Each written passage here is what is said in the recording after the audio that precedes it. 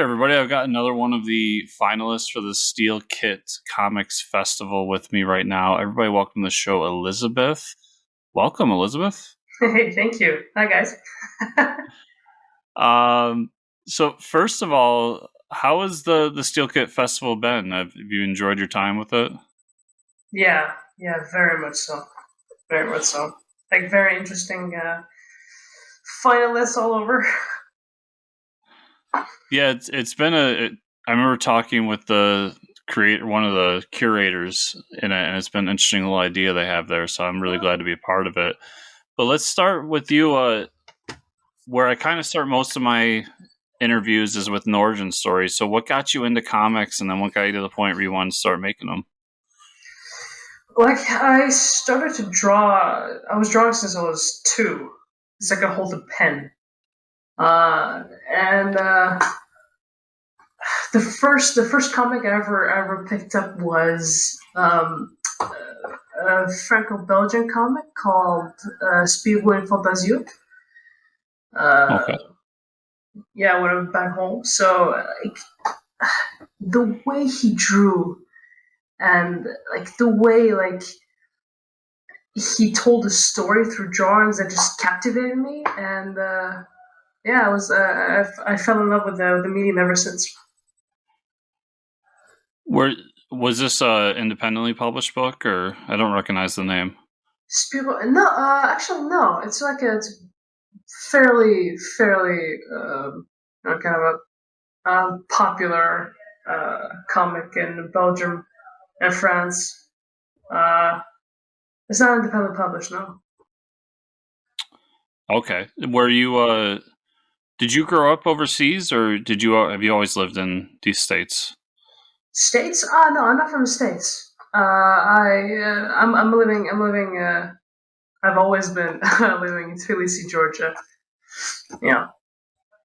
Okay. So to my audience out there, this is a classic Christmas mistake. When we said Georgia, there's a state in the United States called Georgia, so I assumed inappropriately that you meant that. So, That's completely fine. Yeah, Georgia is a small country from the east in Eastern Europe, in the Caucasus Mountains.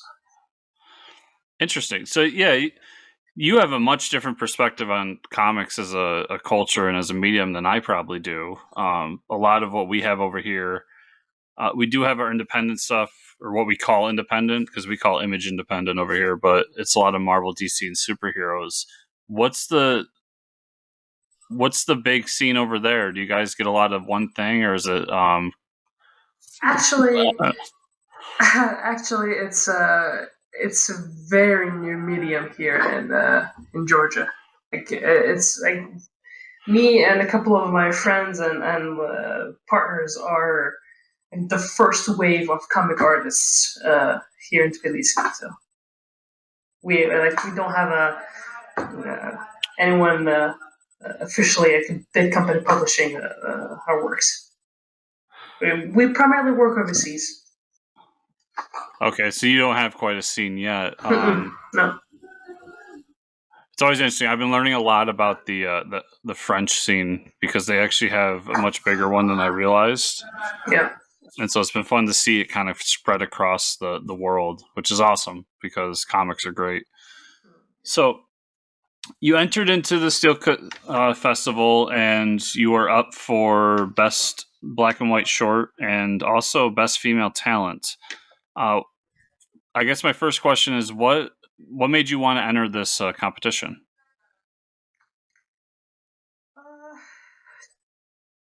To be honest, it was more of a kind of a confirmation for me and my brother who wrote the story. A confirmation that we could take this little story to publishers and to hopefully make something more out of it. If we won or found any kind of success, it will be a confirmation that we could continue and we could work together some more. And what was your guys' response when you found out you were a finalist? We're jumping all over. No, we're happy. We're very happy. We're very happy. A bit shocked. We weren't waiting it. We were waiting for that response. But yeah, we're very happy. That's great. So, for those who may not be familiar with the festival and everything that's going on, what was your the short that you submitted for the contest? The short is called Utopia. It's set in a post-apocalyptic dystopian world, and basically it talks about, not talks about it follows a man, like a terrible, horrible human being who is trying his best to, let's say, defy God, let's say, and create something better and more beautiful that all the crap he sees in his dystopian little world. And with this little short, how many pages was it? It was 8 pages, if I'm not mistaken. And was this a story you guys came up with that you thought would do well for like a short story, or is this something that you'd like to expand upon, assuming you win and are able to do something more with it? Yeah, it's something that we definitely want to expand upon. My brother like read Frankenstein when he first thought of it, and that was his first inspiration for it. And then we listened to 2095, a song from Electric Light Orchestra, ELO. That was also a big inspiration for like the setting of the story. But yeah, we definitely hope to someday expand upon that little story.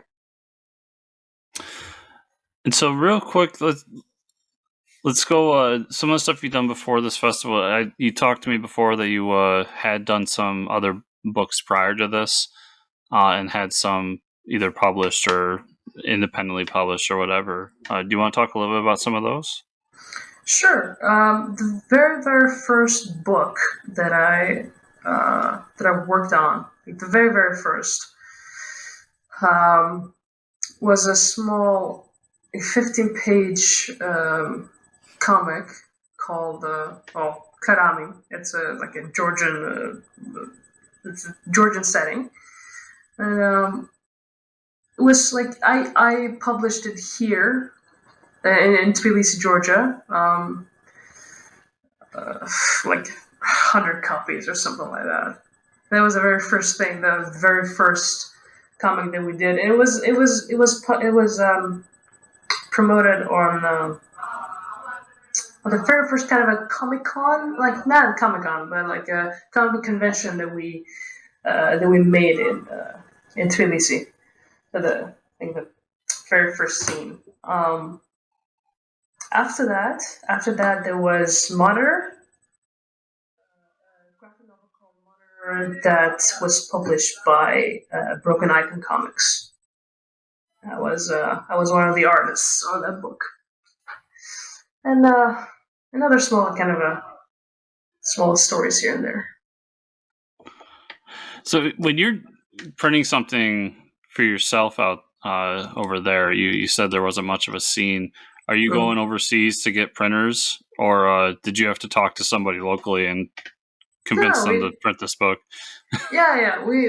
I talked to somebody locally, and it's kind of expensive, but yeah, it was kind of a dream for me and my writer, a friend of mine. So yeah, we kind of scraped together the funds and just published it. Just like, scratch an itch, kind of. Yeah, I always tell people who are trying to be creators, especially in the States, Canada, like my neck of the woods, we're so spoiled because there's like 1,000 different printers out here that are willing to print your books that know exactly how to get it done. And yeah, you go somewhere like where you are, and they may not know how to print a book like that. So it's very fun and interesting. Yeah. It was the first edition. I don't think we'll ever do a second edition of it, but it was way too dark. So all the details that I put in the book was just lost because I just couldn't figure out the color grade. I don't know. It was disaster. Disaster. So, Yeah. learning experience. Yeah, definitely. We learn from those disasters. I've had plenty of myself. Yeah. So, I mean, I guess the way we can end this is there a way for people out there to follow you if they want to see the work and maybe show interest in what you're doing? Oh, sure. Yeah. I'm on Twitter and Instagram and stuff like that. And our station have a portfolio on our station just with my name. And Twitter and Instagram is ELI Art NKH. Yeah. NKH. All right. Yeah. So yeah, everybody. So make sure to go check out Elizabeth's work, and remember to keep an eye on the Steel Kit Festival, and we'll be rooting you on. Best of luck with the show. Thank you very much.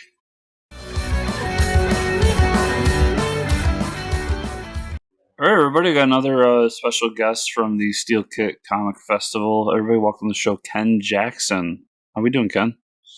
Hey, what's up, everybody? I'm doing well. Thanks for asking. How about yourself? Doing good. So, Ken, with all of our first guests, we always start with kind of what got you into comics, and then what eventually made it to the point where you wanted to make them. Okay. Really, I don't think I had any other choice. Like I was born. My birthday was actually October 15th, so really close to Halloween. And one of the things that happened, yeah, but one of the things that happened, my parents put me in like a Superman onesie. So, and when I was a newborn, I was only a few weeks old. So then, from there, like my mom was always, she took me to see Batman in '89, and it really made an impact on me. But, I had cousins and people like that who got me into comics, but really, when I started to take it seriously, it was because I was in college and I was an English major at the time, and I was thinking I was in my third year, and I was just like, I really need to do something. Like I haven't been doing anything but, really like partying, and I need to do something before I graduate. So I looked up. I was looking up internships, and I was just on a hunch. I looked at Marvel, and I was like, I'll give it a shot. And so I went all in. I went beyond the requirements. I got recommendations from people and everything I could get to really try to manifest that in my life. And I got it somehow. And I was working in editorial on the X-Men books with Nick Lowe and John Barber, Daniel Ketchum, Axel Alonso, and Sebastian Gerner. So you were right in the thick of things at Marvel. That's pretty cool. Yeah. Yep. So, how long did you stick around there for your internship? I was only there for one semester, which was like 3 or 4 months. And they offered me an extension, but at the time, the internships were non-paid. And I was really, I was there 5 days a week, 9 to 5. And I didn't see how I could still work at that capacity and not be paid and, live where I was living. Because the neighborhood I was in, while I was interning, it was kind of rough. Like I had bed bugs for a while. You know, it wasn't like the safest neighborhood. There was a lot like that I could get into that I was really trying to avoid because that was something that I was escaping from when I left Michigan. So you went to school in New York City then? I went to school in Michigan State, Lansing, Michigan, East Oh, Lansing. so when you were interning, was that also in Michigan? No, that was in New York.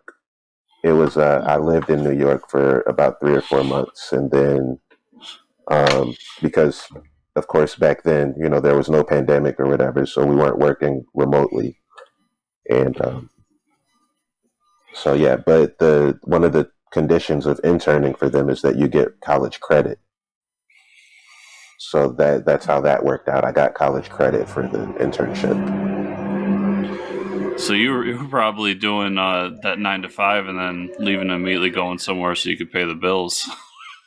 Yeah, well, I had worked in the cafeteria and also as a camp counselor at MUCC's Camp for Kids, so I had saved up enough money to coast for a while between that and financial aid.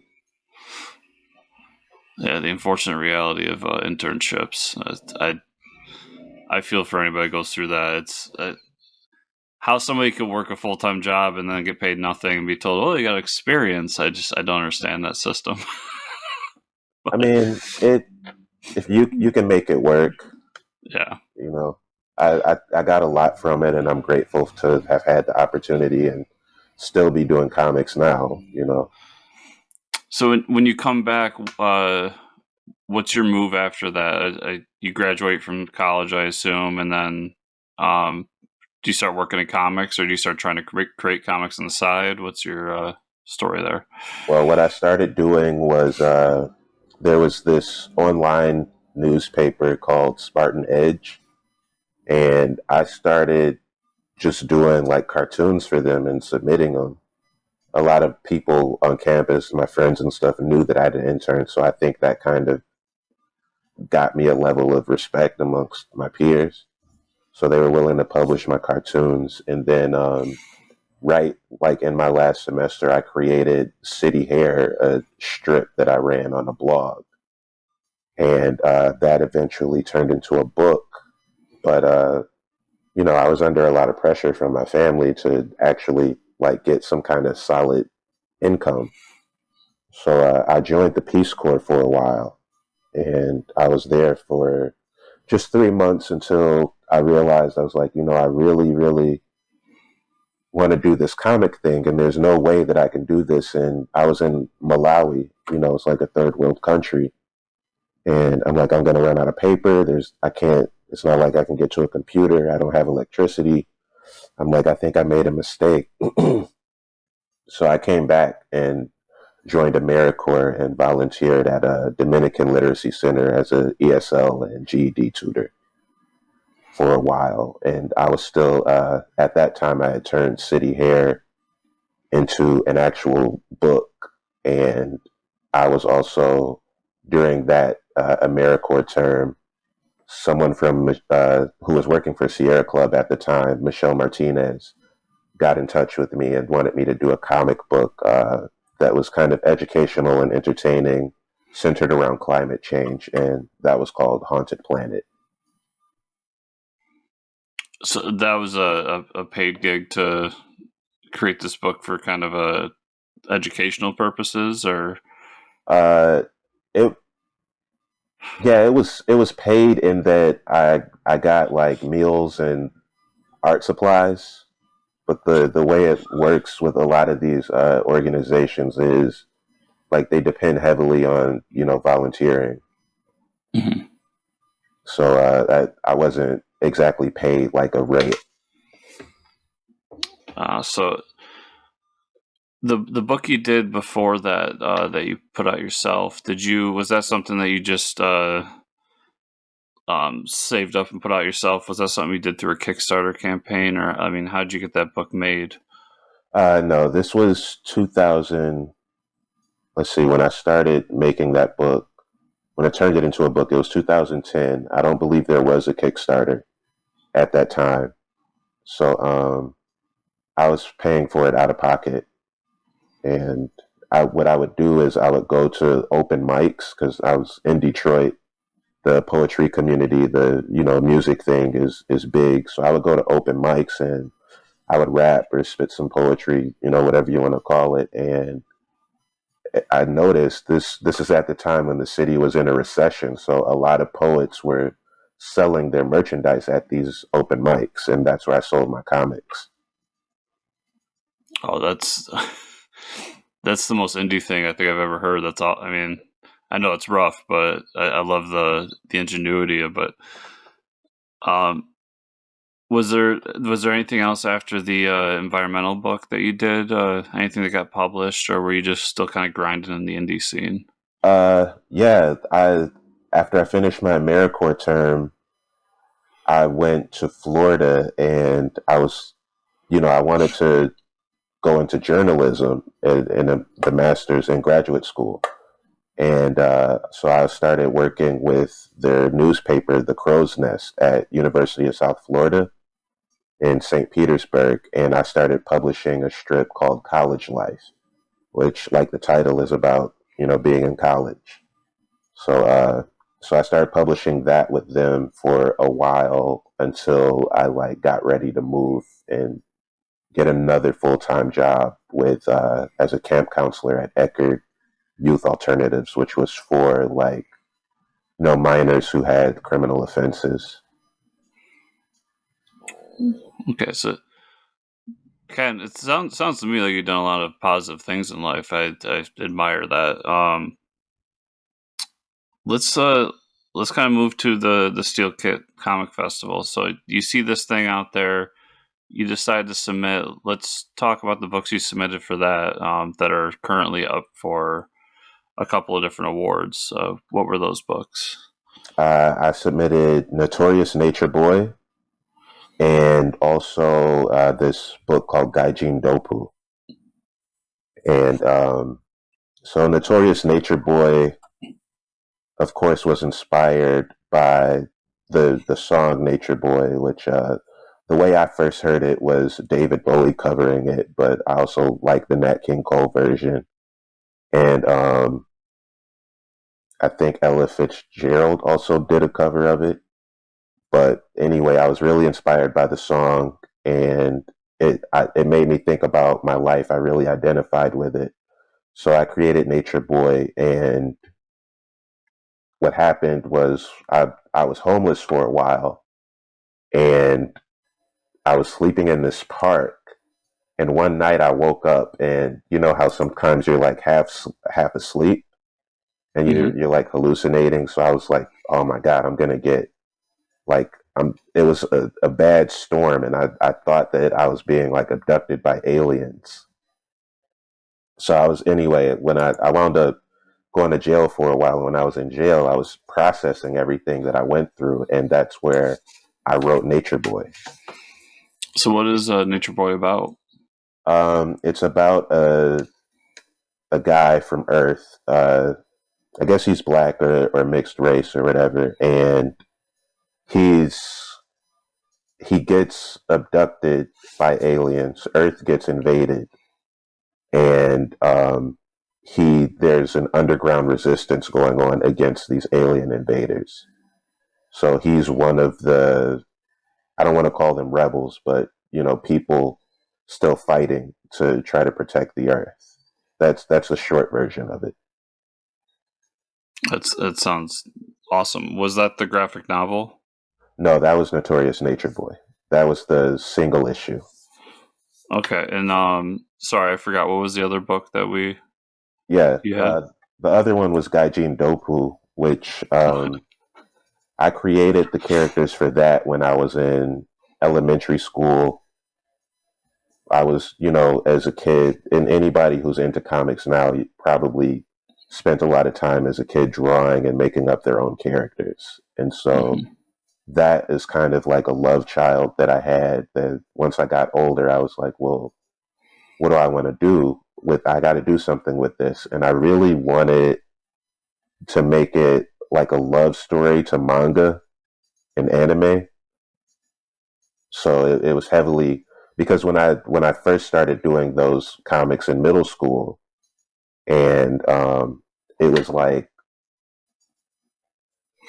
I was influenced by like Gundam Wing and Dragon Ball Z and stuff like that. So it was I wanted to kind of channel that into an actual graphic novel. Yeah, it sounds to me, and this is becoming more and more common, but it sounds to me like we grew up around the same time, because you're mentioning things that are were important to me too, like Dragon Ball Z, like the Batman movie and stuff like that. Um, so your love for manga and all that, how, how is this character in this story? I'm trying to think of the best way to put this. How do you classify like manga separate from comics? What is it about manga that's different from like an American comic? Actually, I really don't separate the two. I think Okay. manga is just Japanese comics, and of course, like every culture has a different style of how they compose a work of art. You have classical music, you have jazz, you have flamenco, you have all types of different stuff. So it's really just a Japanese comic. So the format is different. I believe it's what we call back to front, right to left, or something. I don't even know the format exactly because I didn't read a lot of manga, which is I watched a lot of anime though. But turning it into a comic book, I was just like, well, this will be a love story to manga, and if I ever have the chance to do it, that's how I'll format it in that way. Oh, so you formatted the graphic novel. I always say it's and this is just me being an American, but I always say it's backwards. It's Yeah, kind of joking, like, so you format in that manner, how manga is made, the Japanese style. yeah, yeah. If I were to give it to an artist and stuff, that would be one of the conversations that we had was like, okay, we're going to lay it down this way. It's going to read, in this direction instead of our American traditional way of reading. That's really cool. That's I like trying to do something different. That sounds kind of different. Um, Yeah, so that's in the name. Gaijin Dopu is, those are Japanese words. Dopu is dope. And, dope is slang for a lot of things, but, it's slang for drugs, but it's also something that's like really amazing. And Gaijin, I believe, is outsider. So, amazing outsider. yeah. No, it's I we don't like to assume, but when you said the name, I was like, that sounds like that sounds manga-ish. So I it's cool to hear that you're doing something like that. We talked a little bit before we recorded, but do you remember exactly what the categories you were up for? Yes, the single issue graphic novel categories. Also, I believe black characters or characters of color, something with an environmental justice theme. I do believe, I can't quite remember now because it was a while ago when I filled out the submission form, but there is an LGBTQ character in Gaijin Dopu. So that's something that's in there. And so in all of those categories, I pretty much tried to make sure that I was inclusive and included a diverse um, group of people in all of my stories. Does I hope this is the best way to put it, but does that inclusiveness, does that come from your life, the people you know, or was that something that you actively were seeking to do more of when you were creating books? It comes from my life. Like I'm, I grew up in a very non-traditional household with like, they say it takes a village to raise a child, and I have like a village of people, grandparents, the grandmother from Spain, grandmother from Czechoslovakia, grandmother from Arkansas, aunties, uncles, cousins from all over the place, friends, family. Michigan, in Detroit in particular, has a lot of like the city next to us, Hamtramck, has heavy Eastern European population. So between that and then New York, where I was living, a lot of people were like Dominican or Ecuadorian. So I have a lot of influence from that. That's great, man. So, I guess, Ken, just best of luck with the Steel Kit Festival. Best of luck with the awards, assuming you hopefully you get them. And if people want to follow you a little bit further as your career goes on, where's the best place we can send them? There are two places. You can go to my Instagram, which is at Mink Caruso, MINKCARUSO. That's usually where I post like my illustrations because I'm also an artist. And the link to, I believe I have the link to my Tumblr in my bio now, but I also have a WordPress where I update people about, upcoming shows. And that is kenjacksonstudios.wordpress.com. All right, Ken. Well, thank you so much for taking the time to do this. And like I just said, best of luck with everything and look forward to see what we got going forward. Thanks a lot, Chris. Keep an eye out.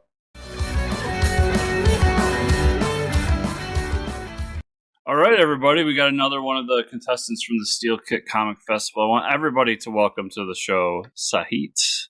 How we doing? I'm good. Thank you. Thank you for having me on the show. So, Sahit, I'm actually very interested in this question for you more than most because of everyone out there, Sahit is in a part of India. So, where I usually start with my guests is what got you into comics originally, and then what got you to the point where you wanted to make them. I remember reading. I don't know which one it was. I think it was the Legionary, an Asterix album when I was a kid. That was, I think, when I think 13 or 14 years old. It took me a long time to get through it because Asterix, as you know, they use a lot of puns and word plays and everything, and I had to sit through it for about 2 hours to get through one single album, and that was right away. I was as a medium, it held a fascination for me right away. I got into it about 10 years later, but you know how it goes when you're making something.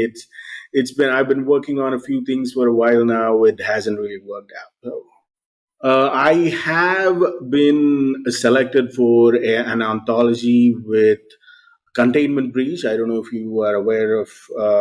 They have a Kickstarter going on right now, and they're publishing one of my short stories, and I have another short upcoming in the with IDW. So it's an independent, another anthology which is going through, and so things are looking up at the moment, and we'll see where it goes. IDW, excuse me, IDW does a great program with Comics Experience.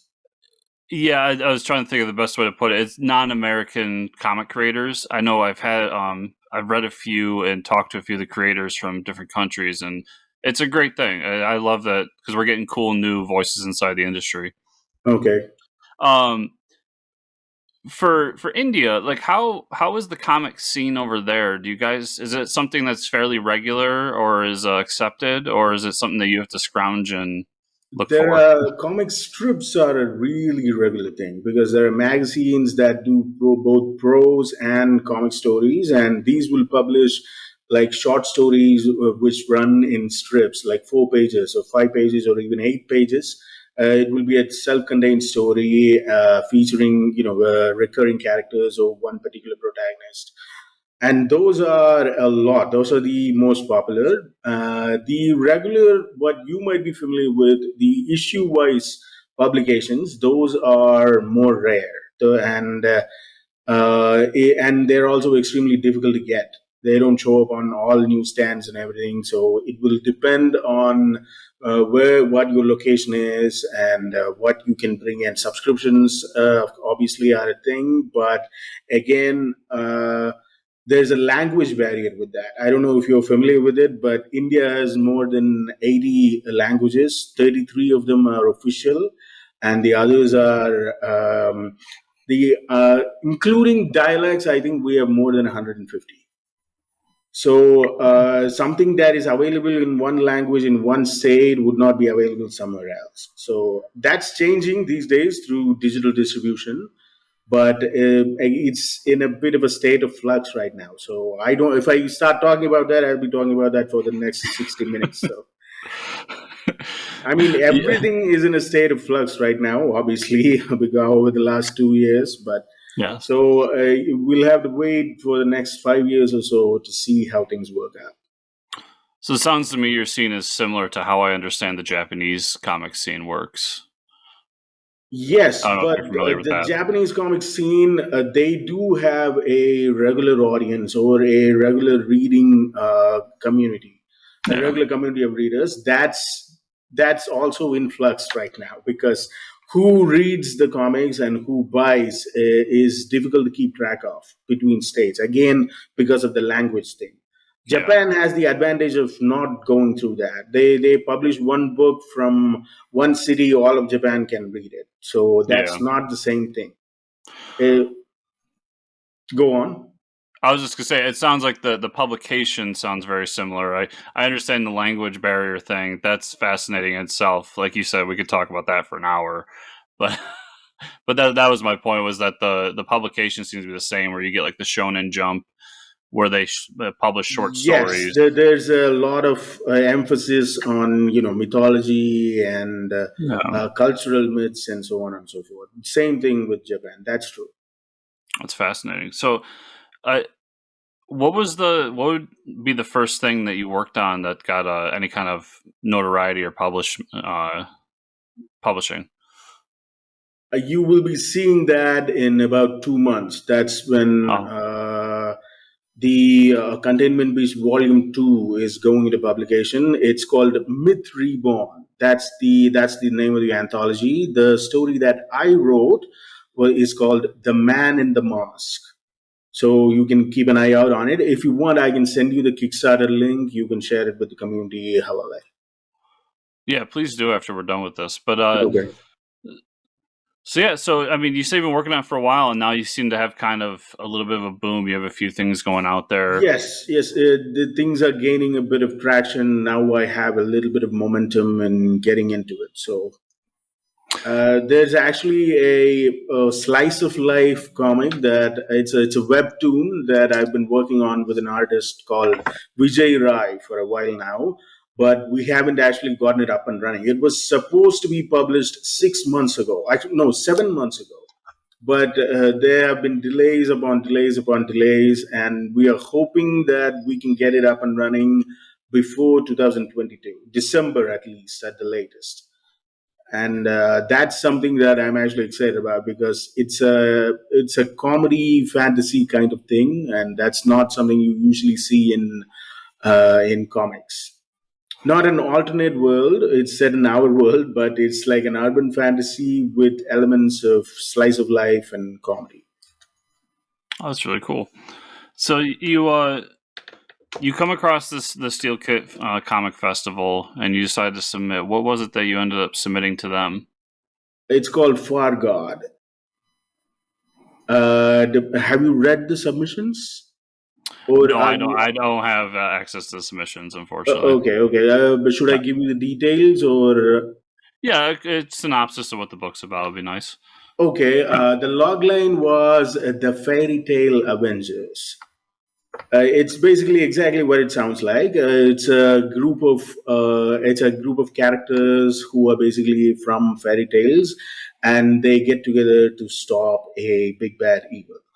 The driving force is mostly what you might imagine the gathering of heroes type of story, and The main protagonist that we will be following will be Pinocchio, also known as Knock. In this case, he's a bit of a wandering mercenary who has shed his humanity, and he went back to being a wooden puppet so that he could act as sort of a guardian to humanity. And that's where we pick things off. The rest of the characters, you'll have the Beast Prince, Rapunzel, Cinderella.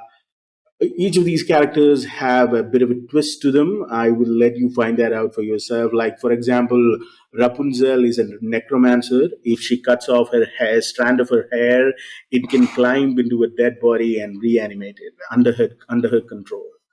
And the Beast Prince is obviously he can control his curse. He can change back and forth, and so on and so forth. I can see why you're in the running for the to win this, because that sounds awesome. Thank you. So how was your experience with this festival so far? You've been I submitted it. I got an email congratulating me, and now I'm in a podcast. I don't. This is the first year you're doing this, right? Yeah, this is the first year they're doing it. Yeah. Okay, so as far as experience goes, we will have to wait and see. And I'm really crossing my fingers and hoping for a. I mean, I know everyone is, but I'm really hoping this would be a huge boost if I'm selected as the if I go from finalist to winner, it's going to be a big deal. So I'm really hoping for that. That's great. Yeah, that pitch sounds awesome. I'm not even saying that just to say that. It sounds really cool. I want this book to be made now. Okay. So for anyone out there that wants to follow I'll obviously I'm going to shoot out the Kickstarter when you send it to me. But if they want to follow you and what you're doing further, is there a place we can send them? Yeah, they can follow me on Facebook. Side as Tiger, just run a search, or they can. My website is right now. I haven't. I just registered it. I haven't gotten around to getting it up and running yet. But once it's running, you'll be able to reach me at sideastiger.com, and that will cover everything. All social media, everything will be there. It'll take me a week or so. I'm still figuring some things out. October has been a really busy month for me, and again with the power cuts and the rain and everything, it's hectic out here. Yeah, well, Sahit, thanks so much for spending the time with me. What little time we spent, and best of luck with everything going on over there. We talked a little bit off air, but it sounds crazy right now. And Yeah, it's the times we live in. I know everyone says that about whatever times they're living in, but really, the times we are living in, it's insane. Yes. So best of luck with the festival. I'm rooting for you, and I hope everything continues to go well for you. Thank you. I appreciate the goodwill, and I appreciate it. Thank you so much. All right, everybody. I got another participant in the Steel Kilt Comic Festival here with me today. Everybody, welcome to the show, Louis Godoy. Welcome, Louis. Hi. Thank you.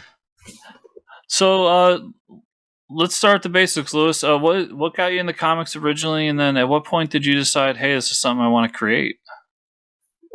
Well, originally I started reading comics. Probably I was in third grade, I want to say. That's about early '90s. So right around, just after like the X-Men #1, not long after that, maybe a year or so. But making comics, I've always drawn, and I was like, you know what, I want to do a comic. Like by 2 years ago, I was like, you know what, let me actually sit down, make sure I get something done. So I was looking out for anthologies to submit to, and then I decided, you know what, I want to do something short. So I decided to do a one-page, and I asked one of the anthologies, Tales from the no, what was it? Housebound anthology. It was. They were on Kickstarter. I was like, hey, do you have room for more people? And he's like, yeah. And then they said, so I did it in about a week and a half, submitted, and then it was part of the anthology. That's awesome. So on your first shot, you got published. Yeah, I mean, it was like so quick. Do you remember? Was the anthology? Did it have like a theme to it, or was it kind of just a? It was mainly just the stories of the quarantine. So it was just after COVID, and then became a thing, and then people were in their houses, and then just stories related to being in quarantine. That's really the only overall theme of the whole book was. Okay, cool. And then when did the Steel Kilt Festival get on your radar? One of the pages I follow is Soda and Telepath. He does a lot of reviews and stuff, and he happened to say, "Hey, there's a festival looking for comic creators." And he's like, "Oh, okay. Well, let me try submitting the book I just finished." And I was on a whim. I was like, "Okay, whatever. If anything comes with it, cool. If not, oh well." That was really it. So I tried it, and then just as a couple weeks ago, I got an email saying, "Oh, you've been selected as a finalist." I'm like, "Oh wow, that's interesting!" Like my first work, and it's selected as something, you know. And so this was the book you submitted for the best short comic, correct? Yeah, short comic. What was that comic about? It was about an ice cream man, or more of a Mexican ice cream man, and he's been in his neighborhood for years, and everybody knows him. Then all of a sudden, a new ice cream man comes to the neighborhood, and he's like, "Hey, you're in my this is my area. What are you doing here?" And they kind of argue and like spread rumors about each other. And then finally, they realize they have a lot in common. And then all of a sudden, they hear another ice cream man come into the area, and they're like, "Oh, damn!" And so it was really short. So just all that in just 4 pages. So a little commercial warfare. Pretty much, yeah. Yep. So I mean, you submit this. I mean, you said you were surprised by your finalists. I mean, how did that feel for you? It was kind of awesome. Like I was like, "Oh, like hey, maybe actually I can do this more." Because really, I've only just written a few scripts. I haven't worked with anybody yet since that project. I have stuff written, but nothing. I've not say, "Hey," because comics cost money, and so just still working on stuff. But it's like oh wow, I know what I'm doing, kind of. So I mean, like I said, you get to this point. I mean, what's the important? How important to you is it that not only you got finalists, but let's see you win? Like, how big is that for you in your career? I think that's a pretty huge thing. It's like if I can see people see that, like I want to definitely going to put that in my bio on Twitter or whatever. But if I see that, it's like, hey, maybe this guy. Let me check that out. So it's hopefully bring more eyes to whatever I do. So. And have you submitted this book anywhere else? Like not in festivals per se, but like any anthology books or anything? Nope. It was just really I wanted to get my first project done, something complete, like a complete beginning and end of a story, and then something to show off for portfolios for the future. That's really what it was intended to be. And like you said, you're working on other things, trying to write other stuff. Like, what kind of stuff do you want to work on? What kind of stuff interests you in comics? I want to do something probably like sci-fi related. I have a couple, or maybe like horror, but not. I don't want to go full on like scary blood and gore. More like funny horror. So because like a lot of the stories I've done in the past have some humor to them. But I lean more towards humor, but like not straight up humor. It's like a comedian, but like let's see.